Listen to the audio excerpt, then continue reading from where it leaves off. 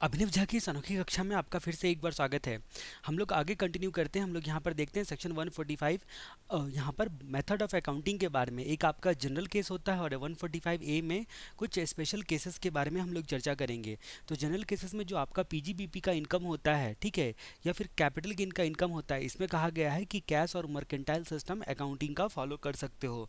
Cash और mercantile system accounting का जो भी रेगुलरली आप फॉलो करते हो एसएससी साहब, आप उसी से अपना इनकम कंप्यूट करोगे। अगर मान लो कि दो बिजनेस है, किसी एसएससी का दो बिजनेस है, तो ऐसा हो सकता है कि एक के लिए वो कैश सिस्टम फॉलो करे और दूसरे के लिए मर्केंटाइल सिस्टम फॉलो करे। इनकम फ्रॉम अदर सोर्स है तो उस सिचुएशन में भी रेस्ट्रिक्शन आपका नहीं है, ठीक है, अकाउंटिंग सिस्टम फॉलो करने का।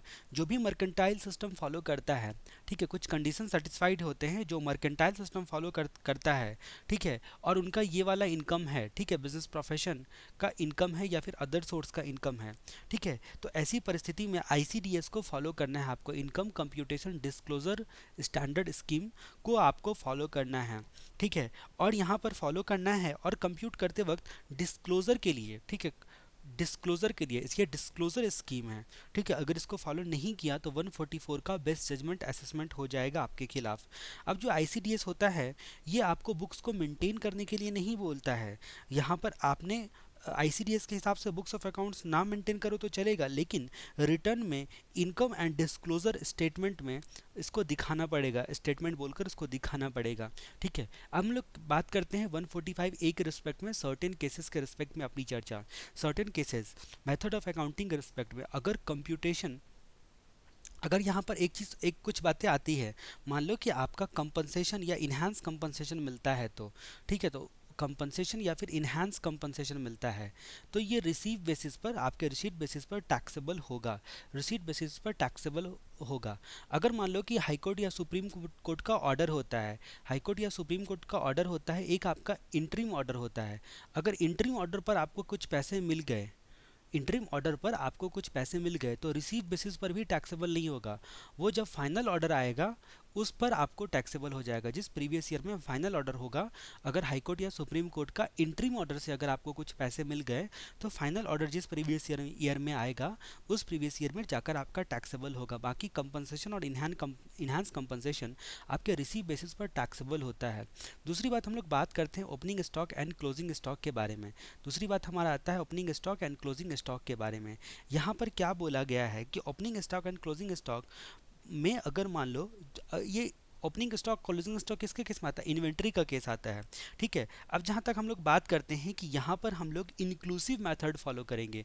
इन्वेंट्री की ओपनिंग एंड क्लोजिंग स्टॉक में खरीदते बेचते वक्त में, परचेज और सेल करते वक्त में इंक्लूसिव मेथड फॉलो किया जाएगा, ठीक है। जैसे कि मान लो कि एक्साइज ड्यूटी और जो सेस वगैरह सब होगा, एक्साइज ड्यूटी या इनडायरेक्ट टैक्सेस वगैरह सब होगा, वो सब इंक्लूड करते हुए इनकम को कंप्यूट करना है, उसको आपको एक्सक्लूड नहीं करना है, इंक्लूड करते हुए, ठीक है। तो ये दो बातें हम लोगों ने देखी, कंपनसेशन और इनहैंड कंपनसेशन और आपका इन्वेंट्री के रिस्पेक्ट में अपनी कहानी।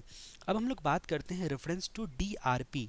डीआरपी का मतलब क्या होता है, dispute resolution panel. Dispute resolution panel, DRP का मतलब क्या होता है, यहाँ पर डिस्प्यूट रिजोल्यूशन पैनल होता है डीआरपी का मतलब। तो हम लोग यहाँ पर बात करते हैं कि फॉरेन कंपनी या फिर अदर कंपनी के स्पेसिफाइड केसेस में, ठीक है, फॉरेन कंपनी या तो विदेशी कंपनी है, कौन है, फॉरेन कंपनी है, या फिर अदर कंपनी है। अब ये अदर देन फॉरेन कंपनी जो होगा, ठीक है, इनके स्पेसिफाइड केसेस में, ठीक है, इनके स्पेसिफाइड केसेस में और फॉरेन कंपनी के केसेस में, ठीक है। अगर मान लो कि 143 सबसेक्शन 3 यानी कि स्क्रूटनी वाला असेसमेंट या फिर स्केपिंग वाला असेसमेंट या फिर 153 ए वाला सर्च एंड सीजर का असेसमेंट या री असेसमेंट करते वक्त असेसिंग ऑफिसर को क्या करना पड़ता है, ड्राफ्ट असेसमेंट ऑर्डर बनाना पड़ता है सबसे पहले। फाइनल ऑर्डर डायरेक्ट नहीं बनाना पड़ता है, सबसे पहले ड्राफ्ट असेसमेंट ऑर्डर, ठीक है, ड्राफ्ट असेसमेंट ऑर्डर जो होता है वो फॉरवर्ड करना पड़ता है डीआरपी को, किसको, डिस्प्यूट रिजोल्यूशन पैनल को, ड्राफ्ट ऑर्डर, ठीक है, डीआरपी के पास जाता है, ठीक है। अब डीआरपी के पास जो जाता है वो आपका क्या बोलते हैं, दो लोगों के बारे में, फॉरेन कंपनी और अदर दैन फॉरेन कंपनी के केस में। अब जहाँ तक हम लोग बात करते हैं कि डीआरपी जो होगा वो क्या करेगा, उससे पहले जानते हैं फॉरेन कंपनी के केस में कब जाता है। अगर मान लो कि असेसिंग ऑफिसर को रिटेन करना होता है फॉरेन कंपनी एसएससी के इनकम को, मतलब जो आपका डिस्क्लोज किया है फॉरेन कंपनी ने उस इनकम को बढ़ाना होता है या लॉसेस को जो है कम करना होता है, इनकम को ऐड कर बढ़ाना होता है या फिर लॉसेस को कम करना होता है। तो उस सिचुएशन में यहाँ पर आपका क्या बोलते हैं, फॉरेन कंपनी के केस में जो आपका वेरिएशन होगा इसको क्या बोलेंगे हम लोग, बढ़ाने, इनकम को बढ़ाने या फिर लॉस को रिड्यूस करने, इसको बोलेंगे वेरिएशन। अगर वेरिएशन करना चाहता है, जो रिटर्न में आपने बताया है फॉरेन कंपनी वाले, उसके इनकम में हम ऐड करना चाहते हैं कुछ, और या फिर लॉस को कम करना चाहते हैं। ठीक है, अब ये जो होता है, ये फॉरेन कंपनी का जो वेरिएशन होगा, ये हो सकता है कि ट्रांसफ़र प्राइसिंग के ऑफिसर के ऑर्डर से हो या फिर बिना इसके ऑर्डर से हो। ठीक है, ऑर्डर हो या फिर ना हो उससे कोई फ़र्क नहीं पड़ता है। दोनों स्थिति में फॉरेन कंपनी के केस में रेफरेंस दिया जाएगा, ड्राफ्ट असेसमेंट ऑर्डर को डीआरपी के पास पहले भेजा जाएगा। डीआरपी क्या करेगा वो हम लोग जान जाएंगे। तो दूसरा हम लोगों ने देखा, एक हम लोगों ने देखा फॉरेन कंपनी, दूसरी बात हम लोग देखते हैं अदर एसएससी के केस में। अदर के केस में अगर मान लो कि 92 सीए में टीपीओ का रेफरेंस है, ट्रांसफर प्राइसिंग ऑफिसर का रेफरेंस है, तभी डीआरपी के पास जा सकता है, तभी ही डीआरपी के पास जा सकता है, तभी ही डिस्प्यूट रिजोल्यूशन के पास जा सकता है। ठीक है, अब डीआरपी को जो आपका ड्राफ्ट ऑर्डर होगा, ठीक है, अगर मान लो कि तो ये जो ड्राफ्ट असेसमेंट ऑर्डर होता है, इसका कॉपी एसएससी को भी भेजा जाता है। जो ड्राफ्ट असेसमेंट ऑर्डर होता है, इसका कॉपी असेसिंग ऑफिसर एसएससी को भेजता है, एसएससी को इसका कॉपी भेजता है। अब यहाँ पर क्या होता है, सबसे पहले असेसिंग ऑफिसर ने ड्राफ्ट असेसमेंट ऑर्डर बनाया और उसका कॉपी किसको दिया, एसएससी को दिया। तो एसएससी क्या करता है, एसएससी या तो आपका एक्सेप्ट करेगा, ड्राफ्ट ऑर्डर मिलने के 30 दिनों के अंदर में एसएससी क्या करेगा, 30 डेज के अंदर में ड्राफ्ट ऑर्डर मिलने के दो काम कर सकता है, या तो एक्सेप्ट करेगा वेरिएशन, ठीक है, कि आपको जो प्लस माइनस करना है आप कर दो, या फिर डीआरपी और एओ के पास जाकर ऑब्जेक्ट करेगा। तो ऑब्जेक्ट किसके पास करेगा, डीआरपी के पास, और डीआरपी के पास डिस्प्यूट रेजोल्यूशन पैनल के पास, तो इसका एक कॉपी जो है असेसिंग ऑफिसर को भी देगा। ठीक है, अगर मान लो कि एक्सेप्ट किया या फिर इस 30 दिनों के अंदर में कोई रिस्पांस नहीं किया, 30 एक्सेप्ट किया या फिर इस 30 दिनों के अंदर में कोई रिस्पांस नहीं किया एसएससी ने, तो उस सिचुएशन में क्या होगा, उस सिचुएशन में ड्राफ्ट ऑर्डर के बेसिस पर ही आपका फाइनल ऑर्डर जो है वो क्या बोलते हैं बना देगा, फाइनल ऑर्डर जो है वो बना देगा असेसिंग ऑफिसर। लेकिन यहाँ पर ध्यान देने वाली बात ये है कि मतलब जो आपका एक्सेप्ट वाला मंथ था, ये जो एक्सेप्ट अगर किया है तो एक्सेप्ट वाला मंथ एंड, ठीक है, एक्सेप्ट वाले मंथ एंड या फिर ये वाला 30 डेज जो है एक्सपायर होने वाले मंथ एंड, ठीक है, जो भी दोनों में लेटर होगा, जो भी दोनों में आगे होगा, ठीक है, उससे एक महीने के अंदर में फाइनल ऑर्डर पास कर देगा। विद इन 1 मंथ क्या करेगा, 1 मंथ फाइनल ऑर्डर जो है वो पास कर देगा असेसिंग ऑफिसर। तो ये वाली बातें कुछ ध्यान देने वाली बात है और याद रखने की चीज़ें यहाँ पर कि आपका एक महीने के अंदर में आपको ये फाइनल ऑर्डर पास कर देगा। लेकिन अगर ऑब्जेक्शन किया तो क्या होगा, ऑब्जेक्शन जो यहाँ पर किया तो क्या होगा, अगर ऑब्जेक्शन फाइल किया टाइम पर, ठीक है, ऐसा नहीं कि 30 दिन जो है बीतने का इंतज़ार किया, 30 दिन गया तो फिर उसके हाथ से मामला निकल जाएगा, तो टाइम पर अगर ऑब्जेक्शन कर दिया, ऑब्जेक्ट कर दिया, तो उस सिचुएशन में क्या हुआ, तो डीआरपी जो होता है वो ड्राफ्ट ऑर्डर जो थे उनके असेसिंग ऑफिसर के, उसको कंफर्म, रिड्यूस या इन्हांस कर सकता है, कंफर्म, रिड्यूस या इन्हांस कर सकता है। ठीक है, सेट असाइड नहीं कर सकता है, सेट असाइड जो है ये नहीं कर सकता है, अपील एंड रिवीजन में जैसा हम लोगों ने सेट असाइड देखा था वो नहीं कर सकता है, कंफर्म, रिड्यूस या इन्हांस करता है। ये करते हुए असेसिंग ऑफिसर को गाइड करेगा, जो डीआरपी होगा कंफर्म, रिड्यूस या इन्हांस करते हुए असेसिंग ऑफिसर को गाइडलाइंस देगा, जिसके बेसिस पर असेसिंग ऑफिसर असेसमेंट को कंप्लीट करेगा। डीआरपी का गाइडलाइंस असेसिंग ऑफिसर के लिए पालन करना जो होता है वो मैंडेटरी होता है। डीआरपी क्या करेगा, जो ड्राफ्ट ऑर्डर को जो आपका यहाँ पर जो आपका ड्राफ्ट ऑर्डर होगा,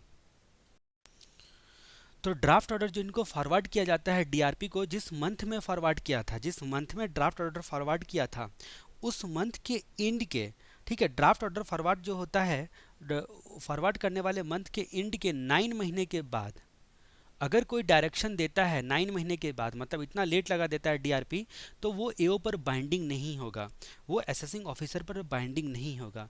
यानी कि असेसिंग ऑफिसर चाहे तो उसको कंसिडर नहीं करेगा। मतलब आपके जिस आपको जब आपको फॉरवर्ड किया गया था जिस मंथ में, उस मंथ के इंड के 9 महीने के बाद अगर आप असेसिंग ऑफिसर को डायरेक्शन दोगे तो उस पर बाइंडिंग नहीं होगा। अब यहाँ तक बात करते हैं कि यहाँ पर कन्फर्म, रिड्यूस या इन्हांस किया जा सकता है। एक्सप्लेनेशन में बोला गया कि इन्हांस में डीआरपी वो भी मैटर कवर कर सकता है। इस सेक्शन के एक्सप्लेनेशन में क्या बोला गया कि जो आपका जो डीआरपी होता है वो भी मैटर कवर कर सकता है, ठीक है, जो पहले डिस्क्लोज या कंसिडर नहीं किया गया था डीआरपी के सामने में। इन्हांस करते वक्त में अदर मामले को भी यहाँ पर एक्सप्लेनेशन में बोला गया कि कंसिडर कर सकता है डिस्प्यूट रिजोल्यूशन पैनल। डीआरपी के डायरेक्शन के मंथ इंड के 1 महीने के अंदर में असेसिंग ऑफिसर जो है वो आपका ये करेगा, क्या बोलते हैं, तो जिस मंथ में डीआरपी ने आप डायरेक्शन दे दिया, उस मंथ के इंड के, ये वाले मंथ के इंड के 1 महीने के अंदर में इसके ऑर्डर को इफेक्ट देगा असेसिंग ऑफिसर, इफेक्ट देगा डायरेक्शन का पालन करते हुए। अगर असेसिंग ऑफिसर ने डीआरपी के डायरेक्शन के बेसिस पर जो असेसमेंट या रीअसेसमेंट किया है, ठीक है, उससे क्या होता है, अब डीआरपी जो होता है उसके बेसिस पर जो असेसिंग ऑफिसर ने डीआरपी के बेसिस ऑर्डर डायरेक्शन के बेसिस पर, डीआरपी डायरेक्शन के बेसिस पर असेसिंग ऑफिसर ने इफेक्ट दिया है, ठीक है, उसे कमिश्नर सेटिस्फाइड नहीं है, कमिश्नर सेटिस्फाइड नहीं है, तो वो क्या कर सकता है, वो orders out to be appealed के 60 दिनों के अंदर में, ठीक है, अपना 253 का पावर इस्तेमाल करते हुए, 253 का पावर इस्तेमाल करते हुए क्या कर सकता है, आईटीएटी को अपील करने के लिए बोल सकता है। ये वाली बात आपको अपील चैप्टर में हमने बताई थी कि डीआरपी के डायरेक्शन का अलग ट्रीटमेंट होता है और कैसे कैसे ट्राइब्यूनल के पास जाता है। ट्राइब्यूनल के सामने में अपील जब फाइल किया गया है उसके नोटिस के 30 दिनों के अंदर में, ठीक है, जो आपका क्या बोलते हैं, memorandum of cross objection assessing officer file कर सकता है। फॉर्म नंबर 36A होता है मेमोरेंडम, मोको, memorandum of cross objection file करने का, ठीक है। ये अपील एंड रिवीजन चैप्टर आपने अच्छे से सुना होगा तो आपको याद होगा। अब जहाँ तक हम लोग बात करते हैं कि ट्राइब्यूनल जो होता है वो कैसे कैसे फैसला सुनाएगा, ये हम लोगों ने देखा था सेक्शन 252 से लेकर 255 सेक्शन के तहत, जो कि अपील एंड रिवीजन चैप्टर में आपने देखा था बहुत अच्छे तरीके से। अब हम लोग अगले सेक्शन की चर्चा करते हैं। अगला सेक्शन हमारा क्या है, तो अगला सेक्शन हमारा है 147, इनकम स्केपिंग असेसमेंट। इनकम को स्केप करने की कोशिश करोगे तो कैसे कैसे आपका असेसमेंट होगा। एक बात और, यहाँ पर डीआरपी के संदर्भ में एक अमेंडमेंट आया हुआ है कि डीआरपी के डायरेक्शन को डिपार्टमेंट चैलेंज नहीं कर सकता है, इसीलिए डिपार्टमेंट पर जो होता है वो बाउंड होता है। डीआरपी डायरेक्शन को पर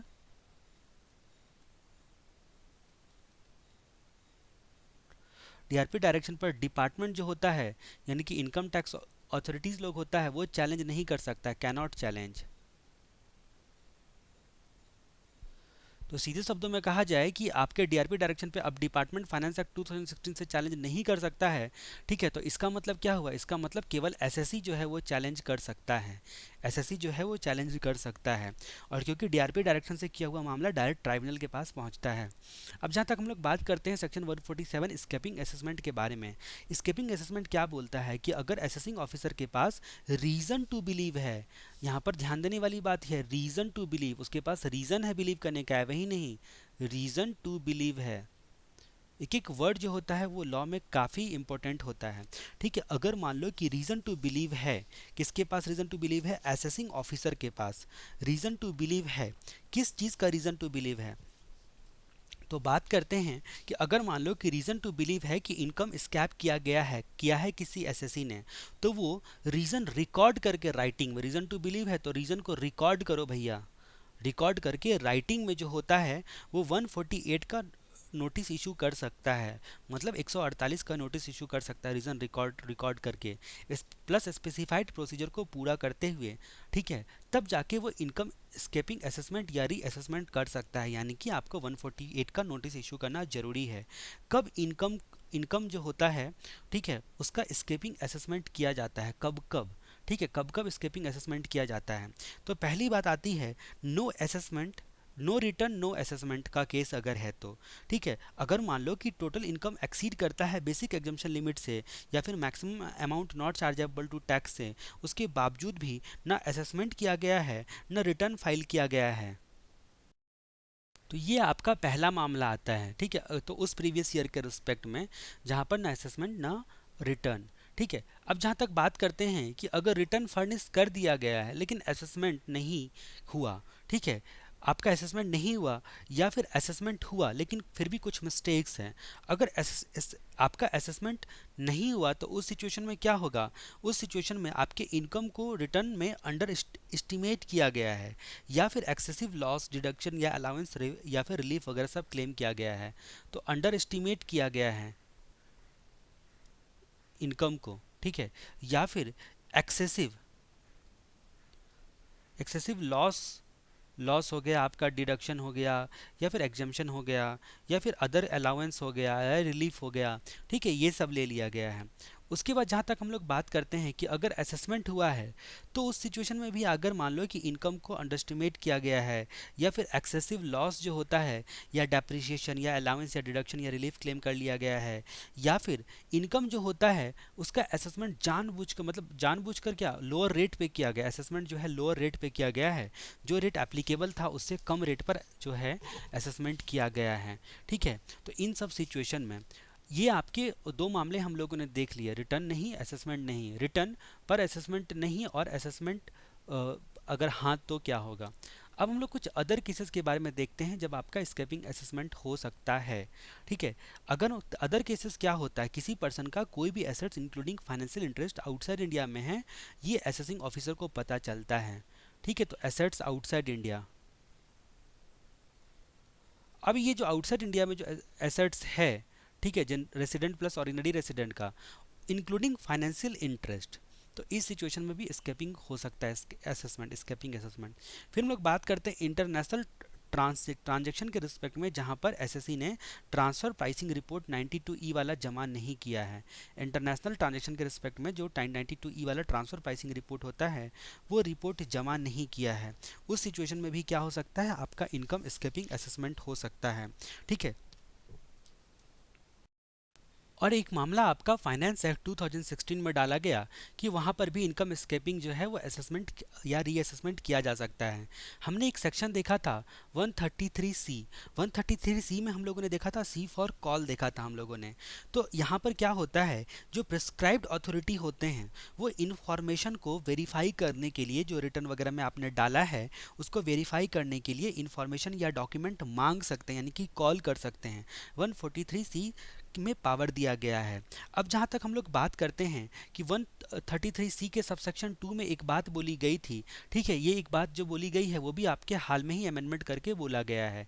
यहाँ पर जो बोला गया था कि 133 सबसेक्शन C के क्लॉज नंबर 2 में यहाँ पर क्या बोला गया, यहाँ पर बोला गया कि अगर मान लो कि ये जो असेसिंग ऑफिसर हो, यहाँ पर जो आपका 133C के सबसेक्शन 2 के तहत कुछ भी जो होता है आपका जो अथॉरिटी होता है, प्रिस्क्राइब्ड अथॉरिटी होता है जो कि कॉल कर सकता है इन्फॉर्मेशन को, ठीक है, 133C के सबसेक्शन 2 के तहत जो कॉल किया है उसके आधार पर कुछ भी कंक्लूजन पर पहुंचा है, ठीक है। मान लो कि कॉल करने के बाद जो आपका वेरीफाई करने के बाद जो कंक्लूजन पर पहुंचा है, उस कंक्लूजन को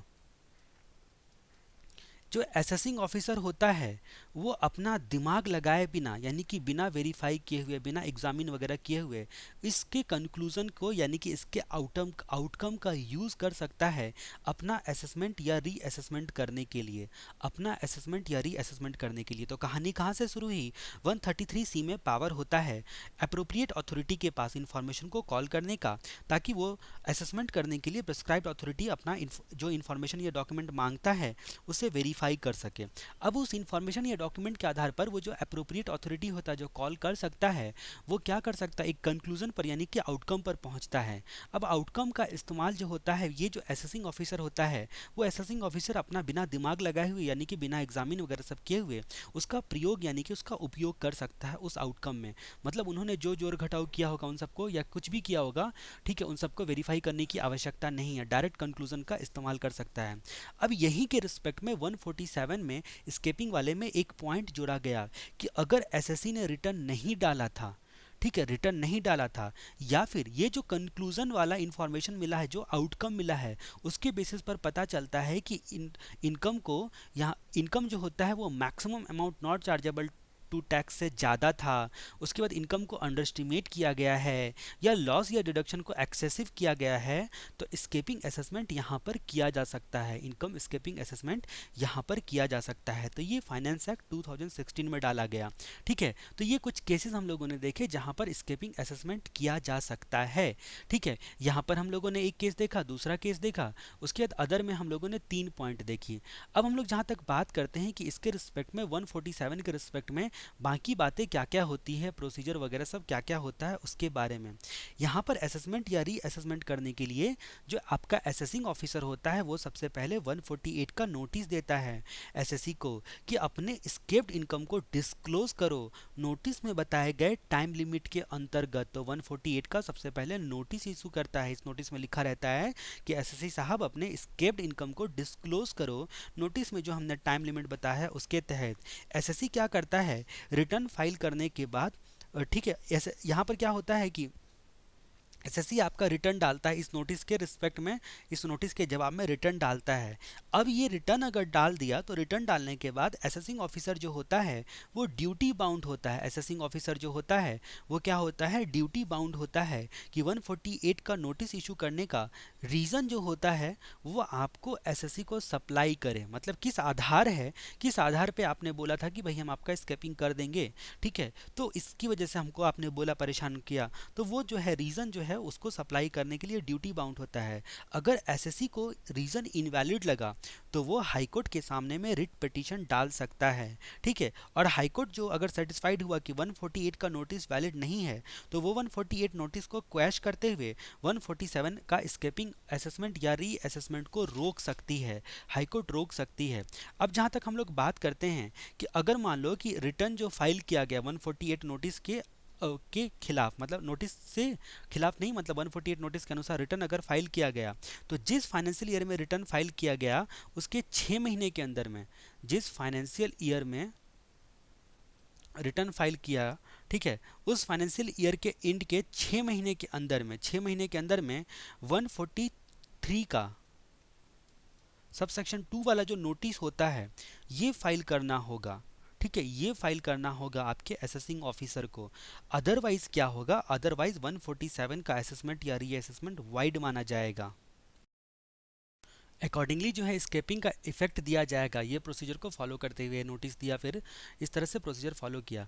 अब हम लोग अदर आस्पेक्ट के बारे में बात करते हैं, सेक्शन 147 के अदर आस्पेक्ट के बारे में। Time limit for issue of notice under section 148। 148 का जो नोटिस इशू किया जाएगा उसका टाइम लिमिट क्या है, तो ये टाइम लिमिट जो होता है नोटिस इशू करने का, ये पूरी की पूरी कहानी आती है सेक्शन 149 के सबसेक्शन 1 में, सेक्शन 149 के सबसेक्शन 1 में। और उसका एक्सेप्शन भी आता है कि किस किस सिचुएशन में, ठीक है, ये टाइम लिमिट अप्लाई नहीं होगा, तो 149 सबसेक्शन 1 में, और इसका एक्सेप्शन भी आता है। दूसरी बात जो होता है 148 नोटिस इशू करने के लिए सैंक्शन का क्राइटेरिया होता है। ठीक है, सैंक्शन क्राइटेरिया, तो आपका 148 का नोटिस इशू करने का टाइम लिमिट और 151 के तहत 148 के सैंक्शन का क्राइटेरिया और एक्सेप्शन, सैंक्शन का क्राइटेरिया और एक्सेप्शन, और other provision with respect to section 147, other provision with respect to 147, इन सब बातों को हम लोग यहाँ पर जानेंगे। तो हम लोग सबसे पहले बात करते हैं टाइम लिमिट, नोटिस इशू करने का जो टाइम लिमिट होता है उसके बारे में हम लोग चर्चा करते हैं, जो कि आपका सेक्शन नंबर 149 सबसेक्शन 1 है। कौन सा सेक्शन है, सेक्शन नंबर 149 सबसेक्शन 1 है, उसके बारे में अब हम लोग बात करते हैं कि नोटिस जो होता है वो इशू किया जा सकता है रिलीवेंट असेसमेंट ईयर के लिए, मतलब जिस ईयर का आप स्केपिंग असेसमेंट करना चाहते हो, जो वाले रिलीवेंट असेसमेंट ईयर के एंड हुए 4 साल नहीं बीते हैं। ठीक है, 4 ईयर के अंदर में, ये जनरल केस हो गया, ये पहला केस हो गया जिसको आप जनरल केस नाम हमने दिया। ठीक है, ये जो आपका इस ईयर में आपको लगता है कि स्केपिंग हुआ था तो इसके 4 सालों के अंदर में नोटिस दिया जा सकता है। ठीक है, 148 का स्केपिंग असेसमेंट या री असेसमेंट करने के लिए। अब हम लोग कुछ स्पेशल केसेस के बारे में बात करते हैं। अगर मान लो कि नोटिस दिया जा सकता है 6 सालों के लिए के अंदर, ठीक है, 6 सालों के अंदर अगर मान लो कि स्केप्ड असेसमेंट का जो अमाउंट होता है वो 1 लाख से ज़्यादा है या फिर likely to be exceeded 1 lakh से ज़्यादा। ठीक है, likely to be exceeded 1 lakh. ठीक है, तो 1 लाख से ज़्यादा है। ठीक है, जो अमाउंट है वो 1 लाख से ज़्यादा है, मतलब जो आपने 6 सालों के लिए क्राइटेरिया के लिए क्या देखना पड़ेगा, ये स्पेशल केस है। अगर मान लो कि जो income chargeable to tax which has escaped assessment amount, ठीक है, इनकम जो आपका चार्जेबल टू टैक्स होगा उसमें स्केप्ड असेसमेंट का अमाउंट जो होता है 1 लाख तक या उससे ज़्यादा है। ठीक है, 1 लाख और मोर वर्ड यूज़ किया गया है। ठीक है, तो उस सिचुएशन में 6 सालों का टाइम है, ज़्यादा है या फिर लाइकली टू बी एक्सीडेड है। ठीक है, तो उस सिचुएशन में अब जहाँ तक हम लोग बात करते हैं कि एक और 16 साल का समय दिया गया है, रिलेवेंट असेसमेंट ईयर से लेकर 16 ईयर का समय दिया गया है। अब इतना ज़्यादा समय दिया गया है नोटिस इशू करने के लिए, तो मामला बड़ा ही खतरनाक होगा। अगर आउटसाइड इंडिया में एसएससी का एसेट्स लोकेटेड है including financial interest, assets located है इंक्लूडिंग फाइनेंशियल इंटरेस्ट, तो 16 साल का मामला होता है, 16 साल का टाइम लिमिट होता है। एक केस था जिसमें गुजरात हाईकोर्ट ने बोला, गुजरात हाईकोर्ट ने, कौन सा हाईकोर्ट ने, तो गुजरात हाईकोर्ट ने बोला, गुजरात हाईकोर्ट ने बोला कि 148 नोटिस इशू करने का डेट जो होता है उस डेट को मानेंगे जब प्रॉपर ऑफिसर ने नोटिस सर्व करने के लिए, ठीक है, प्रॉपर ऑफिसर ने नोटिस सर्व करने के लिए, एग्जाम्पल पोस्ट ऑफिस वाले को दे दिया। ठीक है, तो यहाँ पर हम लोग बात करते हैं कि सर्व करने के लिए क्या किया, हैंड ओवर कर दिया है, ना कि साइनिंग डेट को। तो यहाँ पर आपको सर्व करना पड़ेगा। ठीक है, तो सर्व तब माना जाता है जब आप जो आपके जो प्रॉपर ऑफिसर होते हैं उसको हैंड ओवर कर देते हो। जैसे कि मान लो पोस्ट ऑफिस के जो लोग होते हैं उसको हैंड ओवर कर दिया तो सर्व मान लिया जाएगा। तो सर्व जो है यहाँ पर वर्ड काफ़ी इंपॉर्टेंट होता है। ठीक है, with in time limit signing कर दिया, उससे कोई लेना देना नहीं है, सर्व हो जाना चाहिए प्रॉपरली। अब हम लोग जहाँ तक बात करते हैं, हम लोग बात करते हैं कि सेक्शन 151 के रिस्पेक्ट में ये हमें क्या बोलता है, सैंक्शन के लिए जो 147 के लिए जो आपका 148 का नोटिस होता है उसका सैंक्शन करवाया जाता है, उसका आपको सैंक्शन करवाया जाता है। अब सैंक्शन की बात करते हैं तो सैंक्शन को 2 कैटेगरी में आप बांट सकते हैं, एक आपका 4 साल वाला केस है और दूसरा आपका 6 साल या 16 साल वाला केस है, जो कि हम लोगों ने जनरल केस और स्पेशल केस के नाम से देखा था। अगर ज्वाइंट कमिश्नर सेटिस्फाई हो गया कि 148 का जो नोटिस है, ठीक है, उसका मान लो कि रीज़न रिकॉर्डेड जो आपका असेसिंग ऑफिसर ने जो रीज़न रिकॉर्ड किया है नोटिस में, ठीक है, वो बहुत सही है, वो फिट है। ठीक है, तो उस सिचुएशन में ज्वाइंट कमिश्नर खुद, किसको सेटिस्फाई होना है, ज्वाइंट कमिश्नर को सेटिस्फाई होना है, ज्वाइंट कमिश्नर खुद या फिर अपना जूनियर जो है उनका जूनियर एसी डीसी, ठीक है, या आईटीओ, इनको बोल सकता है, इनको जो है ऑथराइज कर सकता है। ठीक है, इनको ऑथराइज कर सकता है 148 के नोटिस को सैंक्शन करने के लिए। ठीक है, अब जहाँ तक 6 साल और 16 साल वाले केस की बात करते हैं, यहाँ पर आता है कि आपका चीफ कमिश्नर, जहाँ भी चीफ कमिश्नर होगा वहाँ पर प्रिंसिपल चीफ कमिश्नर एक नाम और जोड़ देना है आपको, या फिर कमिश्नर। ठीक है, कमिश्नर अगर ये सेटिस्फाइड होता है कि एओ का जो 148 के नोटिस के रिस्पेक्ट में रीज़न रिकॉर्डेड सही है, तो उस सिचुएशन में एओ को सैंक्शन कर सकता है। तो 6 और 16 साल वाले केस में कौन करेगा, तो 6 और 16 साल वाले केस में आपका आपका कौन करेगा, यहाँ पर कमिश्नर या फिर चीफ कमिश्नर करेगा, जिसमें आप प्रिंसिपल वर्ड भी लगाओगे। उसके बाद जहाँ तक बात करते हैं कि अगर 4 साल वाला मामला है तो उस सिचुएशन में ज्वाइंट कमिश्नर खुद ही या फिर एसीडीसी को ऑथराइज कर सकता है। और ये लोग क्या कर सकते हैं, एनी असेसिंग ऑफिसर को क्या कर सकते हैं, ऑथराइज कर सकते हैं, सैंक्शन देके ऑथराइज कर सकते हैं, इनको पावर दे सकते हैं। ठीक है, तो ये कुछ मामले आते हैं। अब जहाँ तक हम लोग बात करते हैं, यहाँ पर हमने क्या देखा कि हम लोगों को एक्सेप्शन देखना है, हम लोगों को क्या देखना है, एक्सेप्शन देखना है। तो एक्सेप्शन के रिस्पेक्ट में हम लोग बात करते हैं। सबसे पहले हम लोग बात करते हैं 149 सब सेक्शन 1 के एक्सेप्शन के बारे में। यहाँ पर हम लोगों ने देखा था कि 4 साल, 6 साल और 16 साल, ये 3 प्रकार के केसेस देखे थे। उसके हम लोग एक्सेप्शन की बात करते हैं। सबसे पहले आता है आपका first proviso to section 147, section 47 का फर्स्ट प्रोविज़ो, 147 का फर्स्ट प्रोविज़ो आता है। अगर मान लो कि एसएससी ने रिटर्न को प्रॉपरली डाला था, ठीक है, तो रिटर्न जो है वो प्रॉपरली डाला था। ठीक है, अब जहाँ तक रिटर्न प्रॉपरली भरा था, जो उसका टैक्स वगैरह सब बनता था वो भी पेमेंट कर दिया था, साथ में ट्रू एंड फेयरली डिस्क्लोज भी किया था, मतलब एसएससी की तरफ से कोई मिस्टेक नहीं था। मिस्टेक एसएससी की तरफ से नहीं बल्कि असेसिंग ऑफिसर की तरफ से था, जिसके कारण इनकम स्केप हुआ है। तो भले ही 1 लाख से ज़्यादा इनकम स्केप्ड बनता है, ठीक है, फिर भी रिलेवेंट असेसमेंट ईयर एंड से लेके 4 सालों के बाद नोटिस इशू नहीं कर सकता है 4 सालों के बाद, भले ही 1 लाख से एक्सीड वाला केस क्यों ना बने। ये फर्स्ट प्रोविजन टू सेक्शन 47 बोलता है। फर्स्ट प्रोविजन टू सेक्शन 47 उस केस में अप्लाई नहीं होता है जब assets including financial interest outside India में लोकेटेड है। अब इसमें भी एक्सेप्शन है कि अगर आउटसाइड इंडिया में लोकेटेड है तो ये वाला फर्स्ट प्रोविजन जो होगा वो अप्लाई नहीं होगा। अब जहाँ तक हम लोग बात करते हैं कि अगर मान लो कि 163 के तहत किसी व्यक्ति को, किसी पर्सन को नॉन रेसिडेंट का एजेंट ठहरा दिया जाता है, तो 163 के तहत नॉन रेसिडेंट का एजेंट है तो उसको अगर नोटिस दिया जा रहा है नॉन रेसिडेंट के बिहाफ में, तो 6 साल वाला जो है वो लिमिटेशन अप्लाई होगा। मतलब 149 सबसेक्शन 1 बोलता है कि आपको 1 लाख से अधिक का मामला हो या ना हो से कोई मतलब नहीं है। अगर 163 का केस है तो 6 साल वाला जो है वो एप्लीकेबल होगा, 6 साल वाला जो है सिचुएशन एप्लीकेबल होगा।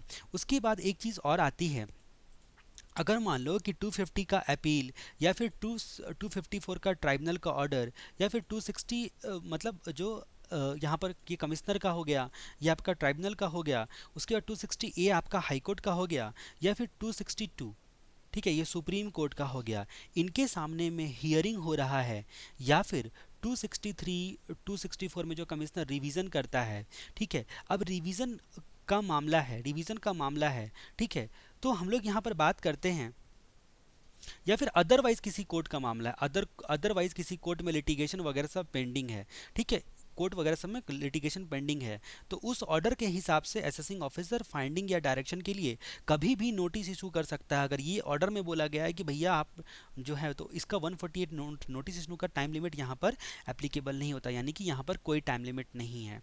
अब हम लोग सेक्शन 152 के रिस्पेक्ट में देखते हैं, तो ये हम लोगों ने जो नोटिस 149 का एक्सेप्शन हम लोगों ने देख लिया, सबसेक्शन 1 का एक्सेप्शन हम लोगों ने देख लिया, सैंक्शन का तो सेम क्राइटेरिया होगा। अब हम लोग अदर प्रोविजन के बारे में बात करते हैं, other provision with respect to section 147। इसका लॉ में भी, इनकम टैक्स एक्ट में भी अदर प्रोविजन ही डाला गया है नाम, ठीक है, अदर प्रोविजन ही डाला गया है। ये 147 के रिस्पेक्ट में है, 147 के रिस्पेक्ट में है। ये आता है आपका सेक्शन नंबर 152। ये कौन सा सेक्शन है? सेक्शन नंबर 152 है। अगर मान लो कि जो इनकम स्केपिंग असेसमेंट की कहानी 147 पर शुरू होती है, जैसा कि आपको पता है 147 पर शुरू होती है, और 153 में असेसमेंट या रीअसेसमेंट कंप्लीट करने का टाइम लिमिट दिया गया है, वहाँ पर जाकर ख़त्म हो जाता है, ठीक है। अब ये जो टाइम लिमिट अभी ख़त्म होगा उससे जस्ट एक पहले वाला सेक्शन है, ठीक है, कहानी खत्म होने से जस्ट पहले का क्लाइमेक्स के टाइम की का ये सेक्शन है। 152 नाम का एक जो सेक्शन है, ठीक है, ये चरित्र को आपको याद रखना है, जिसका नाम ही एक्ट में अदर प्रोविजन बोल के दिया गया है। 152 में क्या बोला गया है ऐसा? 152 में ऐसा क्या बोला गया है? 152 में दो बातें बताई गई हैं, दो बातें बताई गई है। पहली कि जो 147 का आपका असेसमेंट या फिर री असेसमेंट होता है, ठीक है, इसके दौरान टैक्स चार्जेबल सेम रेट और सेम मैनर में डिटरमाइन किया जाएगा जैसे मानो इनकम स्कैप्ड हुआ ही ना हो, टैक्स का डिटरमाइन करते वक्त में। और दूसरी बात क्या बताई गई है कि एसएससी अगर मान लो कि 246 ए, ठीक है, 246 ए में कमिश्नर अपील या फिर 264 में कमिश्नर के सामने मतलब क्या बोलते हैं, गए बिना, ये जो है कमिश्नर के सामने रिवीजन के लिए गए बिना या अपील के लिए गए बिना, ठीक है, ये शो करता है कि हमारा इनकम जो प्रॉपर्ली असेसमेंट जो होगा, हमारा जो प्रॉपर्ली असेसमेंट है वो ऑलरेडी हो चुका है। इवन आपने स्केप्ड इनकम को कंसिडर किया है इंक्लूड करने के बाद भी रिटर्न में, फिर भी हम लोगों का अमाउंट अगर टोटल फिगर देखोगे तो वो कम नहीं है, तो आपका असेसिंग ऑफिसर जो आपका प्रोसीडिंग को ड्रॉप कर सकता है, असेसिंग ऑफिसर आपके प्रोसीडिंग को ड्रॉप कर सकता है। तो ये बात अदर प्रोविजन के रिस्पेक्ट में दी गई है। अब हम लोग बात करते हैं सन इंजीनियरिंग प्राइवेट लिमिटेड का मामला, सन इंजीनियरिंग प्राइवेट लिमिटेड के केस की चर्चा हम लोग करते हैं। अब हम लोग यहाँ पर कुछ देखेंगे जहाँ पर हम लोगों को रिट्रोस्पेक्टिव अमेंडमेंट का इफेक्ट के साथ हम लोग पढ़ेंगे कि भाई ये सन इंजीनियरिंग के केस में क्या बोला गया था और जो कुछ रिट्रोस्पेक्टिव अमेंडमेंट हुआ है उसमें आपको क्या बोला गया है। तो सुप्रीम कोर्ट ने यहाँ पर सन इंजीनियरिंग लिमिटेड प्राइवेट लिमिटेड के केस में सुप्रीम कोर्ट ने बोला था कि जो 147 का रीअसेसमेंट तो यहाँ पर क्या होता है कि आपका सन इंजीनियरिंग प्राइवेट लिमिटेड में क्या बोला गया कि ओरिजिनल असेसमेंट 147 असेसमेंट अगर हो रहा है, इसका मतलब ये नहीं होता है कि आपका ओरिजिनल असेसमेंट जो पहले शुरुआती में असेसमेंट हुआ था वो वाइप्ड आउट हो जाता है। जो रिलीवेंट असेसमेंट ईयर जिसके रिस्पेक्ट में आपका स्केपिंग हो रहा है, उसका असेसमेंट जो होता है वाइप्ड आउट हो जाता है। लेकिन अगर मान लो कि वाइप्ड आउट नहीं माना गया, इसका मतलब ये नहीं है कि जब आपका ओरिजिनल असेसमेंट या री असेसमेंट हुआ था उसमें कोई एक्सपेंस या फिर डिस अलाउंस जो होता है वो आपने क्लेम नहीं किया था, अब जल्दी से आकर उसका मौका उठा लो, क्योंकि ओरिजिनल असेसमेंट में आपने क्लेम तो नहीं किया था, तो क्यों ना स्केपिंग वाले में जल्दी से आकर हम क्लेम कर लें।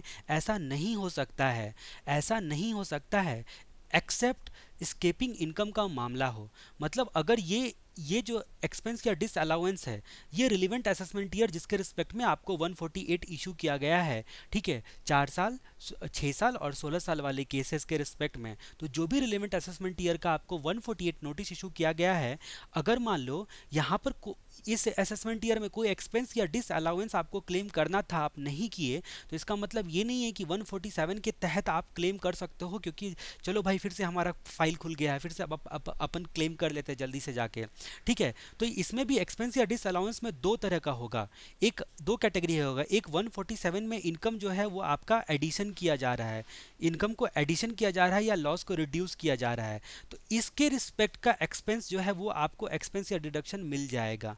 लेकिन इसके अलावा, ये स्केपिंग इनकम के अलावा अदर का आप क्लेम नहीं कर सकते हो, अदर वगैरह सबका आप क्लेम नहीं कर सकते हो, ठीक है। तो ये वाली बात आपको ध्यान देने की ज़रूरत है, ये वाला ध्यान देना की ज़रूरत है।